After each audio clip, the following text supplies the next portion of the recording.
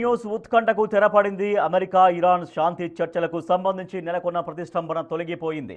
ఇరు దేశాల మధ్య నెలకొన్న ఉద్రిక్తతలను తగ్గించి శాంతిని నెలకొల్పే లక్ష్యంతో పాకిస్తాన్ రాజధాని ఇస్లామాబాద్ వేదికగా కీలక చర్చలు మరి కాసేపట్లో ప్రారంభం కానున్నాయి.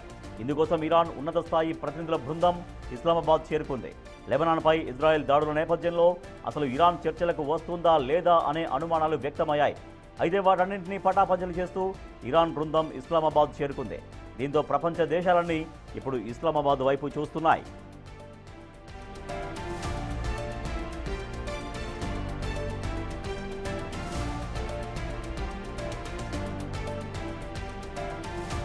ఇరాన్ ప్రతినిధుల బృందానికి ఆ దేశ పార్లమెంటు స్పీకర్ మొహమ్మద్ బాకర్ ఖలీబాఫ్ నాయకత్వం వహిస్తున్నారు.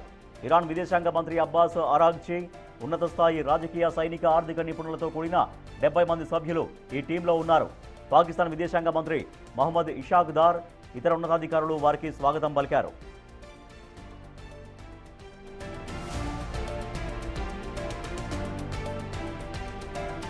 అమెరికా ఉపాధ్యక్షుడు జేడీ వాన్స్ సైతం పాక్ రాజధాని ఇస్లామాబాద్ చేరుకున్నారు.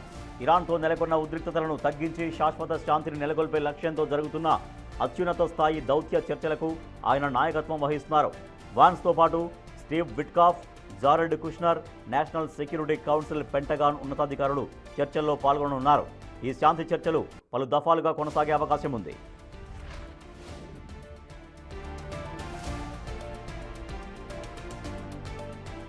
పశ్చిమాసియాలో శాశ్వత కాల్పుల విరమణ, ఇరాన్పై ఆంక్షల తొలగింపు, ఇరాన్ ఆస్తులపై ఆంక్షలు ఎత్తివేత, ప్రాంతీయ భద్రత తదితర అంశాలపై చర్చలు జరగనున్నాయి. చర్చలు జరగనున్న హోటల్ వద్ద పాకిస్తాన్ ప్రభుత్వం భద్రత కట్టుదిట్టం చేసింది. దాదాపు 10,000 మందికి పైగా సైనికులు, పోలీసు బలగాలతో పహారా ఏర్పాటు చేసింది.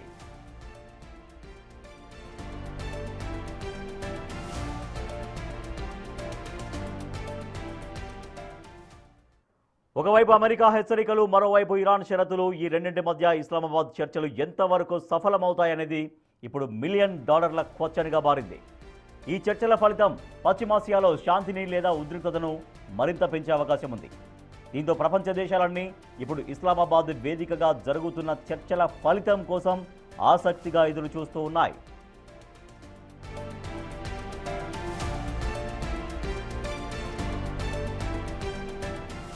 అమెరికా అధ్యక్షుడు డొనాల్డ్ ట్రంప్ శాంతి చర్చల పట్ల అత్యంత కఠినమైన వైఖరిని ప్రదర్శిస్తున్నారు.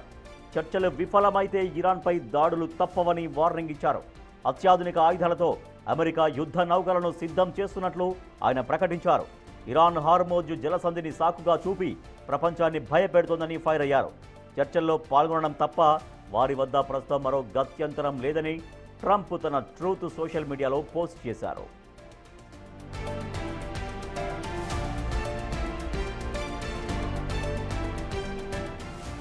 US vice president JD Vance మాత్రం చర్చలపై సానుకూల ధోరణితో ఉన్నారు.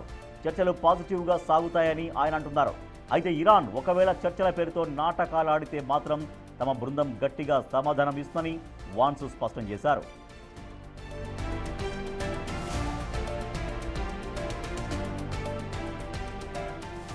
ఇరాన్ పార్లమెంటు స్పీకర్ ఖలీబాఫ్ చర్చలకు ముందే కొన్ని షరతులు పెట్టారు. లెబనాన్పై ఇజ్రాయెల్ దాడులు ఆపాలని డిమాండ్ చేస్తున్నారు. గతంలో స్తంభింపజేసిన ఇరాన్ ఆస్తులను వెంటనే విడుదల చేయాలని అంటున్నారు. ఇవి జరిగితేనే చర్చలు ముందుకు సాగుతాయని ఆయన సోషల్ మీడియా ద్వారా వెల్లడించారు.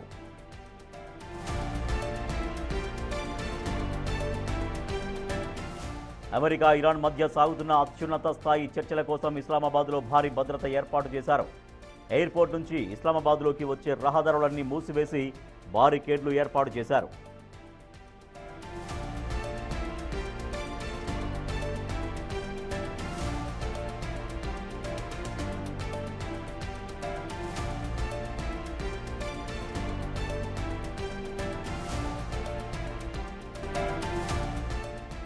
బ్రేకింగ్ న్యూస్, ఇరాన్ వద్ద అణ్వాయుధాలు ఉండకూడదు అన్నదే తమ ప్రధాన లక్ష్యమన్నారు డొనాల్డ్ ట్రంప్. ఇస్లామాబాద్ వేదికగా జరుగుతున్న చర్చల సారాంశం ఇదేనని జోస్యం చెప్పారు.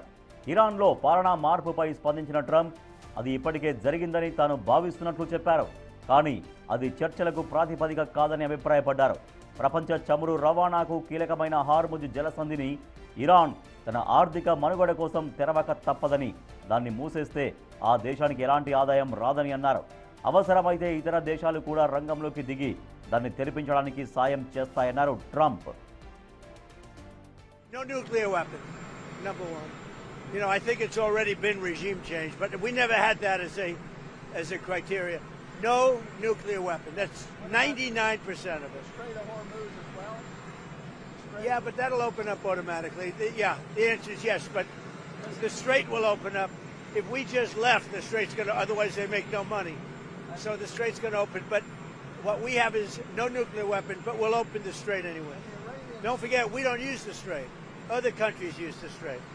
So we do have other countries coming up, and they'll help out, but we don't use it. It won't be easy. It won't be. I would say this: we will have that open fairly soon. No nuclear weapons.